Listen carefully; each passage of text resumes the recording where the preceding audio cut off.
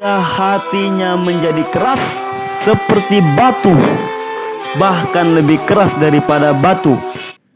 Ahlan wa sahlan. Jangan lupa like, comment, and subscribe.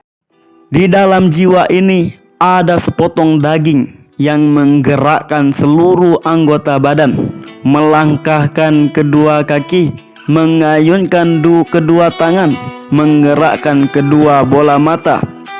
Sepotong daging itu dikatakan oleh potongan hadis Nu'man bin Bashir, wa inna fil jasadi mudghotun wa iza salahat salahal jasadi kulluhu wa iza fasadat fasada kulluhu ala wahya al-qalbu muttafaqun alaihi. Sesungguhnya di dalam tiap-tiap badan itu ada sepotong daging. Apabila sepotong daging itu baik, maka baiklah seluruh anggota badan itu. Apabila sepotong daging itu rusak, maka rusaklah seluruh anggota badan itu. Ala wahya al-qalbu muttafaqun alaihi. Ketahuilah, sepotong daging itu ialah hati. Muttafaqun alaihi. Wahai hati-hati yang kotor, marilah kita sirami hati ini, kita benahi hati ini dengan berzikir kepada Allah Subhanahu wa taala. Allah Subhanahu wa taala berfirman, "Tusabbihu lahus samawati sab'u wal ard wa im min sa'in illa yusabbihu bihamdi walakin la tafqahuna tasbihahum innahu kana haliman ghafuran."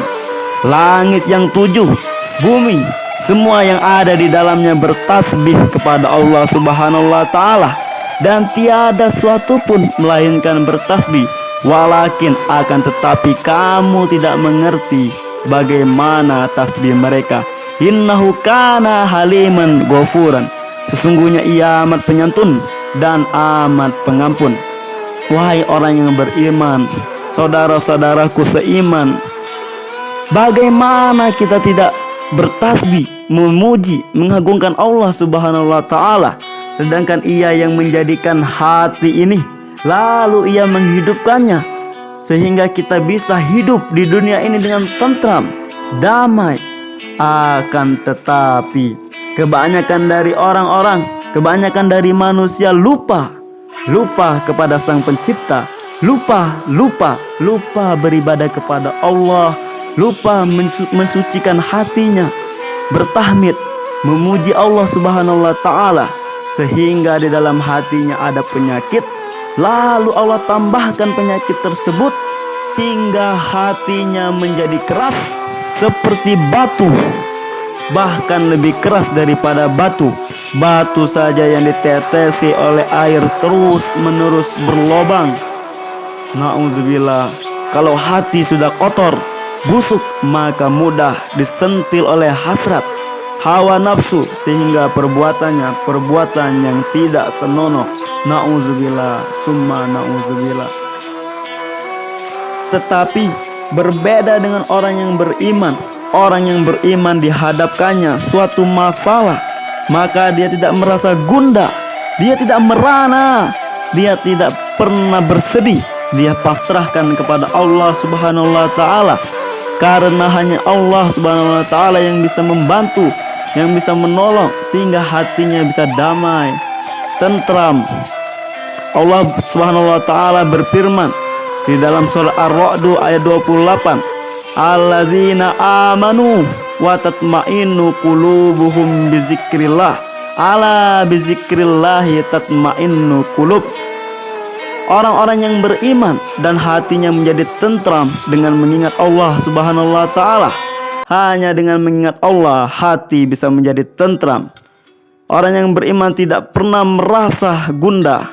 Dia titipkan semuanya kepada Allah Subhanahu wa taala. Ada sebuah cerita dari Abu Hurairah radhiyallahu anhu, bahwasanya orang-orang fakir dari sahabat Muhajirin datang kepada Rasulullah sallallahu alaihi wasallam dan bertanya dan berkata, orang-orang yang kaya telah mendapatkan derajat yang tinggi dan kebahagiaan yang abadi, di mana mereka sholat sebagaimana kami sholat, Mereka berpuasa sebagaimana kami berpuasa.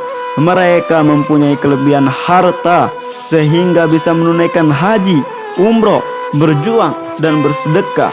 Rasulullah SAW bertanya, maukah kamu sekalian aku ajari sesuatu yang dapat mengejar pahala orang-orang yang telah mendahului kamu dan juga orang-orang yang sesudahmu nanti, serta tidak ada seorang pun yang lebih utama daripada kamu sekalian kecuali orang-orang yang berbuat seperti apa yang kalian perbuat. Mereka menjawab, baiklah wahai Rasulullah. Beliau bersabda, yaitu kamu sekalian membaca tasbih, tahmid, dan takbir 33 kali selesai sholat.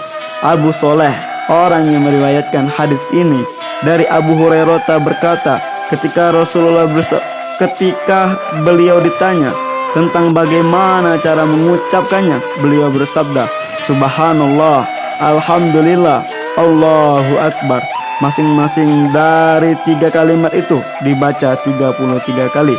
Riwayat Bukhari dan Muslim. Marilah senantiasa kita benahi hati kita ini dengan berzikir, bertasbih kepada Allah Subhanahu wa taala.